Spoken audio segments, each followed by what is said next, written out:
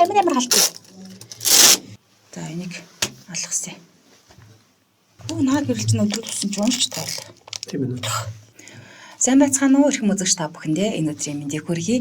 UAI Entertainment-ийн 70 ертөнц нэвтрүүлгийн ээлжид нэгэн дугаар хүрэхэд бэлэн боллоо. Нэвтрүүлгийн түншээр автодиатор сервис.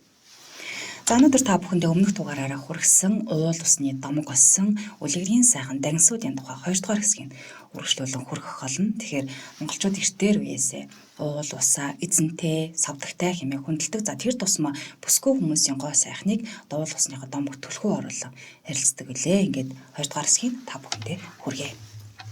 Манжин хааны гоо охин.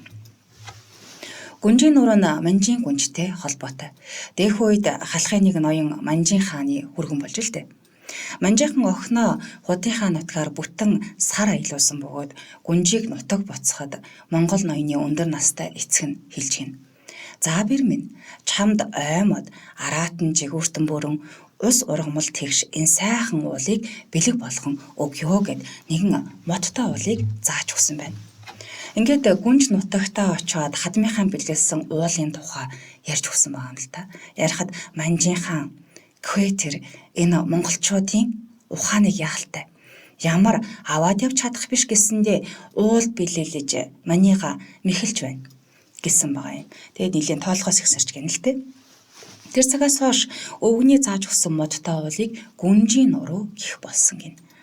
Мөн Өвөрхангай аймгийн Батүлзий сумын нутагт Манжин хааны гүнжтэй холбоотой бас нэгэн газар байдгийн байна. За уг газрыг гүнжийн зам хэмээн нэрлэдэг бөгөөд дээхэн үед Манжин хааны гоохин өөртөө тохирох халах хэрийг олж авахаар одоо явах замдаа өндөрүүлийн нухчааг зориуд засч зам гаргаснаар одоо үүнийг ингэж нэрлэх болсон байна.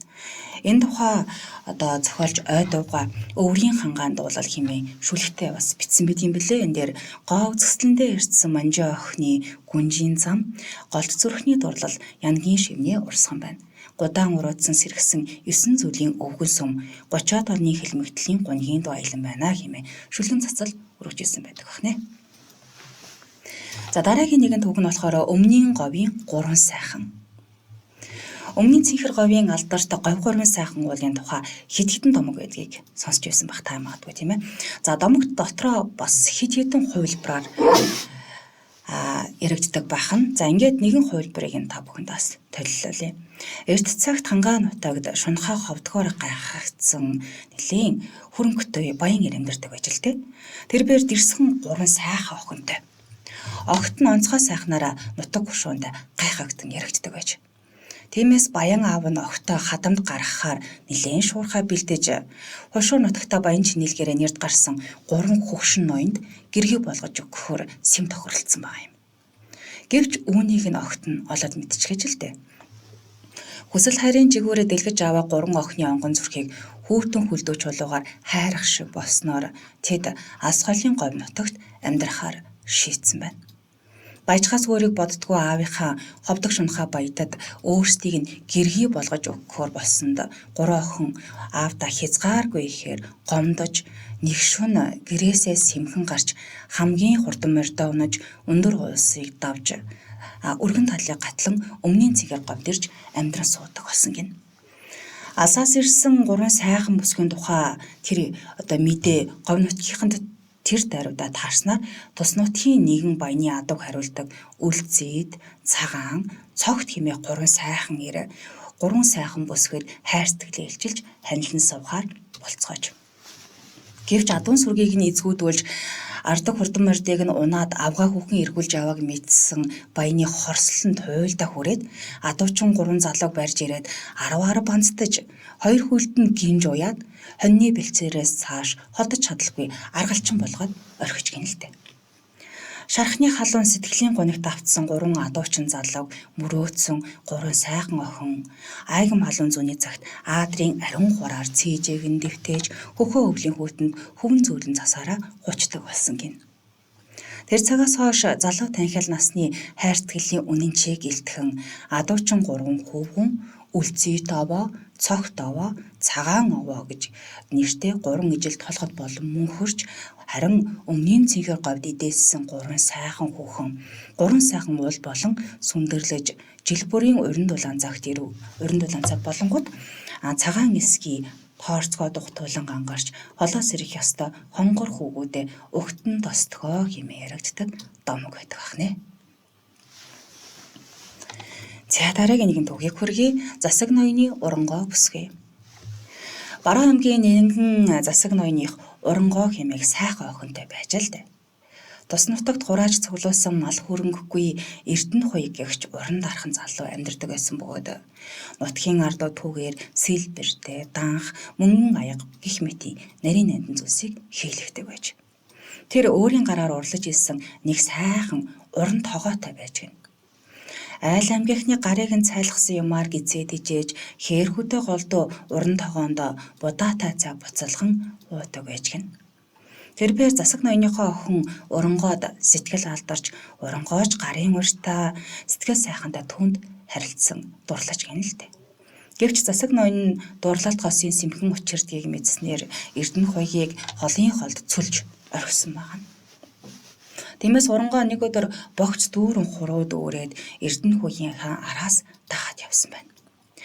Дурлалтаас олон хоногийн дараа уулзалтад уран тогоонд далж ханаад сууж байтал засаг ноёны цэргүүд мөшин ирж Эрдэнэ хуйгийг ам хорооход урангоо хүчээр тэндээс нь аваад явсан гин. Ингэснээр далж хансан тогоотой шүлэл үлдсэн бөгөөд тэр цагаас хойш Хөвсгөл аймгийн нутагт байх нэгэн домогт уулыг урангоо гэж нэрлэх болсон домогтой юм байна.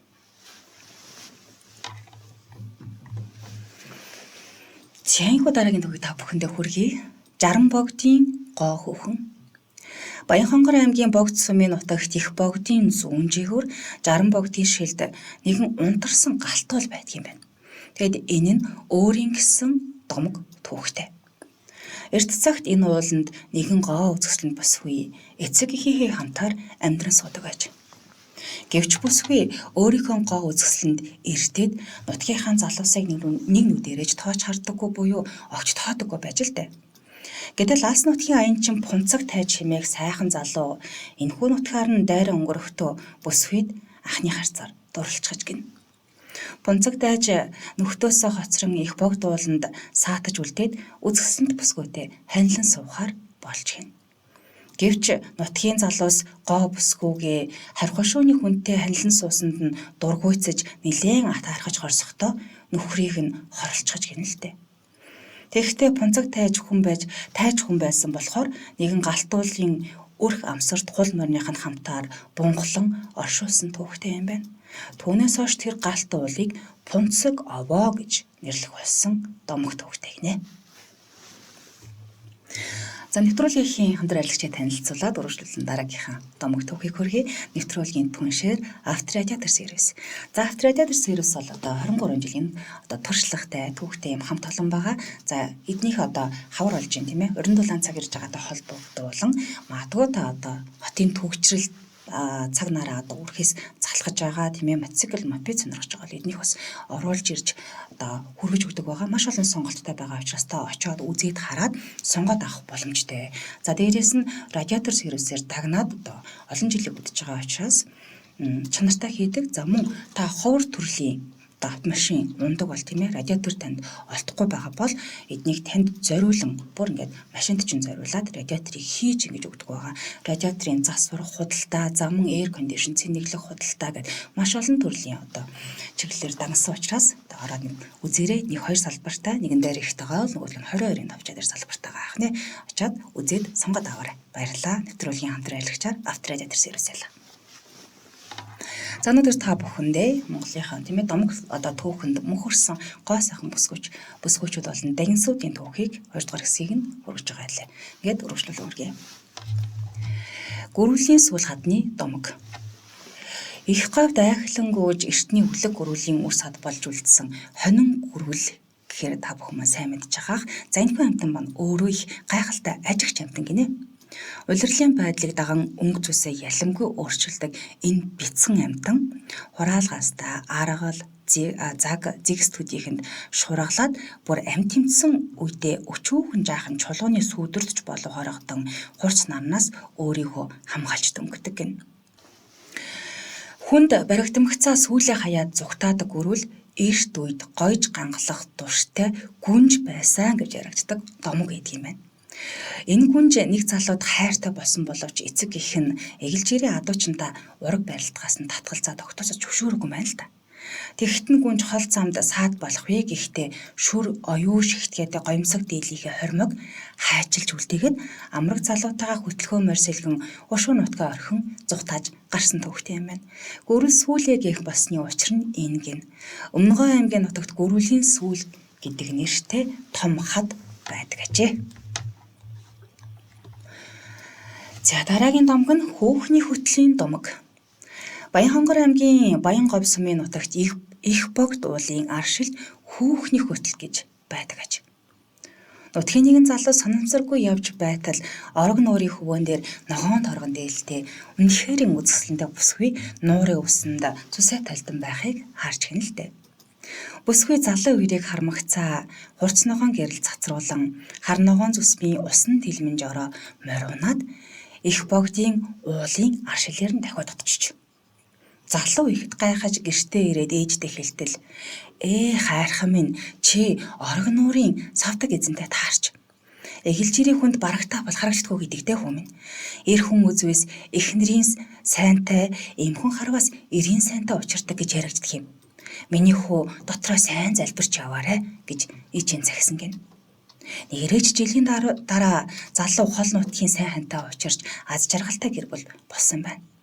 Тэр цагаас хойш орог нуурын эзний давсан их богдын аршилыг нутгийн ардууд ихэд бэлгшин хөөхний хөтөл хэмээн нэрлэх болсон түүхтэй юм байна. Бортоо нуурын төгөлдөр авхай. Харуулгалтай Бортоо нуурын ойр орчимд эрт цагаас Монгол язгуур түмний дээд угсаатан хаад ноёд тайж язгууртнууд нутгалдаг жилийн дөрвөн улиралд нь ган гачиг аюул зовлонгүй оршдог сайхан нутаг байж л дээ. 5 хүнгээ загас наадуулж тэнгэр хурамстай толцсон энэхүү сайхан нуурын савдг нь гоо үзэсгэлэнтэй мэрэгэн ухаан төгөлдөр бүсгүй байдаг их бөгөөд уг нууранд эртнээс лус савдаг чуусаар ирсэн янз бүрийн домог төвхтэй байна. Угаасаа байгаль дэлхийн хүнтэй хүү холбоотой учраас газар дагуура Монголын түүхэн ялалтын гэрж болсон домогт толб нууртай усан холбоотой эгч дүүс гэж ярилцдаг. Бортоо нуурыг нутгийн Монголд хурахтан ард түмэн болохоор буян заяаны амсар дүүрэн сүйтэй мөнгө аяг хэмээн дээдлэн бишсээр ирсэж. Хэрвээ нуур дундурвал Монголд хурахтан тэнгэр азуутнуудын хувь заяа дундарна хэмээн үздэг байсан бахнэ. За дараагийн нэг томог нь болохоор ганган нуурын гангаа охин. Дарганг хэмээх нэрийн түүх томог ганга нууртай салшгүй холбоотой. Дар гэдэг нь талин цэнхэр нуурын хойно орших даримд хар өнгийн зүрхэн уул. Ганга гэдэг нь ганга нуурыг хэлж байгаа юм. Эрт цагт энэтхэг оронд номын мөр хөөж отоод эргэж нутагтаа ирсэн нэгэн эр ганга мөрний аршааныг бомбонд хийж залаад түүнийг элсний хормоод бууснаар төдөлгүй тэндээс нь булаг оргилж гангануур үүссэн гэх эртний нэгэн домог төг байдаг ажээ. Мөн бухын хүзүү мулт алгаддаг ганга хүү хэмээх ядуу эр овооны наадамд дархүү хэмээх залуу бүхтэй хүч үзэж хэрхнийг хаж чадалгүй тэмцснээр ушуу ноён нь нэгнийх нь нэрийг овоонд анагогийнх нэрийн зүүн орд орших нууранд өгөөд үүний улмаас дайр ганг гэдэг нэр үүссэн гэх бас домог байдаг юм байна. Үүнээс гадна дарнаа хэмээх хүү гангаа хэмээх охин хоёрын тухай туйлсын шинжтэй нэгэн домог бас байдаг өгөөд энэ нь дайр гангачуудын дунд маш ихээр тархаж баргал сүлд нь дуулал болсоор ирсэж. Тэрхүү туйлсаас товчлон сэрүүлбээс эер засагчийн төрийн сүлд эрт уртын цагт гимблээ. Их хамгаалан төрийн эхэнд энэ муу цагийн гараанд гимблээ.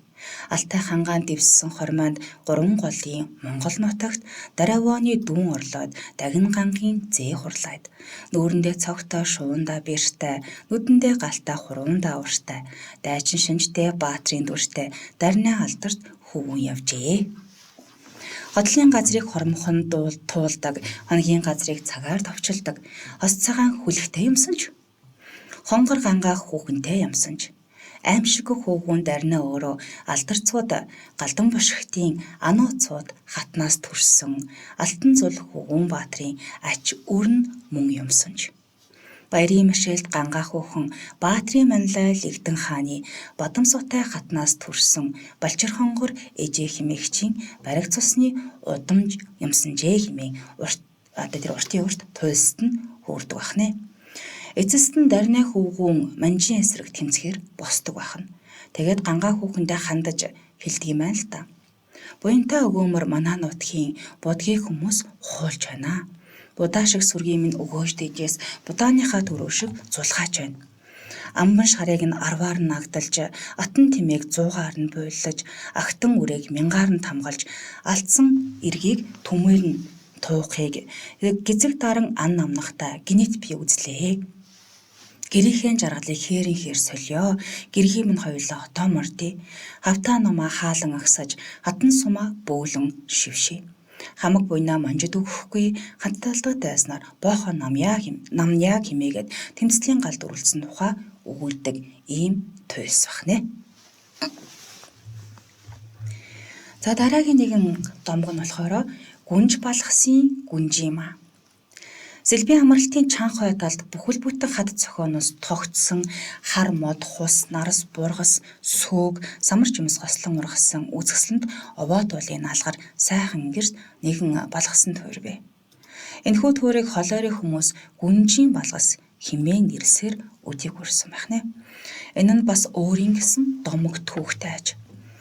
Эрт тагт цагт Дамдаржаагийн амны ихэнд нэгэн ядуу өвгөн охинтойгоо хамтдаа амьдран суудаг байж.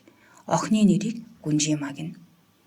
Хөвчийн ой мад захаасаа шарлан шуугдаж, навцын сэрчгнэх чимээ, олон хилийн шуудын жиргээ, гол горхны хоржигнох дуу, үзэсгэлэн төгс Гүнжимагийн сэтгэлийг сэргээж, нэгийг санагдуулан нөгөөг бодогдуулснаар охиныг өдөр эцэгтэй хандаж хэлж гэнэ л дээ.